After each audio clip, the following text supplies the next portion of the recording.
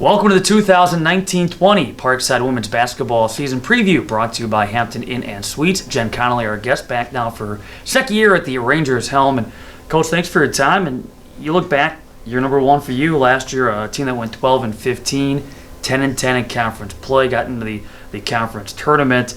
Your takeaways from year number one? I think overall it was solid. 12-15, and we got in the conference tournament, like you said. Played some great competition. We started playing our best basketball at the end of the year, which is what every team wants to do at the end. I thought we played really strong, especially, I know Ashland, we played them here at our place, and they smoked us, and then we played at their place back-to-back times, and we gave them a game. We're 6 points in the fourth quarter, just couldn't hit that one shot and get one more stop. But saw tremendous strides, and really was happy with the group that we had. 14 players on the roster, 7 seniors. That's a lot of experience, and for them to have a new coach their final year and to buy in and to do what we're asking was really, really important for us. It was great to see and really enjoyed them. It was hard. You get 14 players used to what we're doing, and then they graduate, and then it's it's a fresh start again. We have half the team back, so it's nice to have returners for the first time.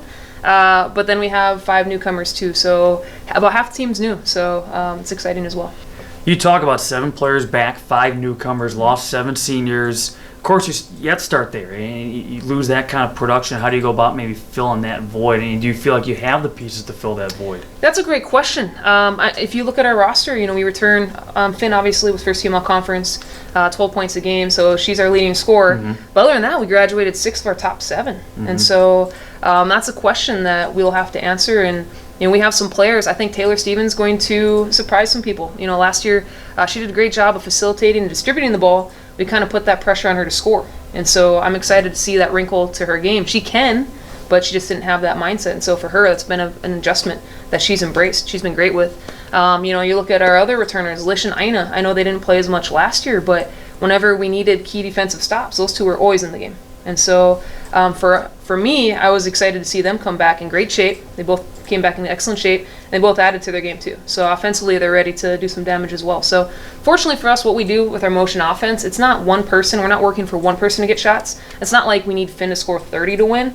It's one of those where it's 5 people working together to get shots for us. And so if that means that, Lish is going to get a layup, fantastic. If Ina's going to knock down a 3, awesome. Taylor's going to do something, whatever Taylor's going to do, and then you've got Maddie, Liz, and then obviously our newcomers too. So it's going to be a collaborative effort to replace 6 of our top 7 scorers. But I think the story for us is going to be on the defensive side of the ball. I think we returned our best defenders.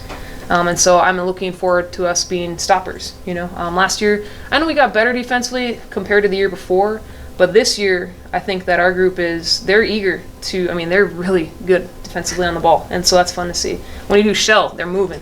You talked a little bit about the returnees, and again, you bring back 2 out of the 3 that received some type of a all-conference award postseason. You also mentioned some of the newcomers, 5 in all. What are your expectations for the newcomers? I know there's sometimes that transitional period from the prep level, or they come from a JUCO, but that transitional level. So I guess going in, first few weeks of the year, what are your expectations for the newcomers? Oh man, that's a great question. Claire Jakaitis, she's a D1 transfer. Courtney Schoenbeck, D1 transfer as well.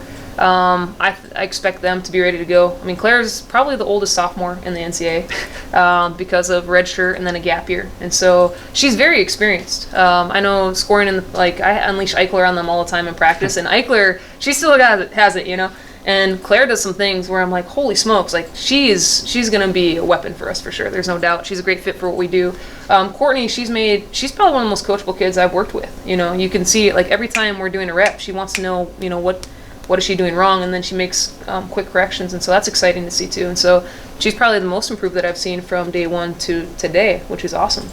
So I obviously see them, being ready to go because they have that year of college experience already. Now, in regards to our freshmen, we have 3 freshmen, 2 from the state of Wisconsin, then Natalie from the Czech Republic, and they've been impressive. A couple of them are battling injuries, and so they're just trying to get in shape, and then obviously get make that adjustment to the college game. I'm excited. I think the newcomers, we're excited about where they're at, and obviously we're not exactly where we need to be yet, but we'll get there. And no question, they'll be battle tested, a tough schedule. And we'll talk about the schedule as a whole in a moment. But first, I want to get your assessment of the conference. Okay, it's year number 2 now, and the GLIAC, and every night's a dogfight. There is no cupcake game, if you will. So your assessment of how year 1 went and what you kind of anticipate now in year 2, at least from a conference standpoint. Year 1 was okay. I thought that I think the thing that we struggled with was consistency. There's some games where we'd come off to a really good start, and then we would where'd we go, And so we're addressing that now and trying to make sure that we're consistent with our effort and intensity, most importantly.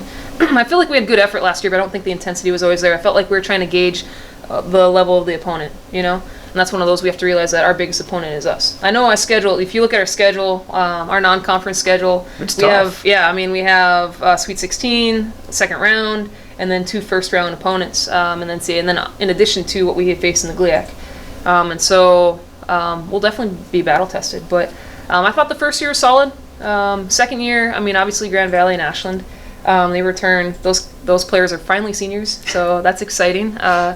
But for us, it's just a matter of making sure that we are where we are. I'm not going to focus on. We know we have great competition in the GLIAC, but we got to focus on us. Are we going to be the best version of ourselves and make sure that we're prepared each day? Because our non-conference schedule, I don't want us to get up for the Grand Valleys and then, like you said, there's no easy game. There are no cupcakes in the GLIAC. If you don't play 100% effort, you're walking home with a loss. That's just how it is. And so for us, we need to make sure that we're the best version of ourselves. Cannot wait. It will tip off for real soon enough. Coach, as always, thanks a lot for your time. Best of luck this season. Thank you very much.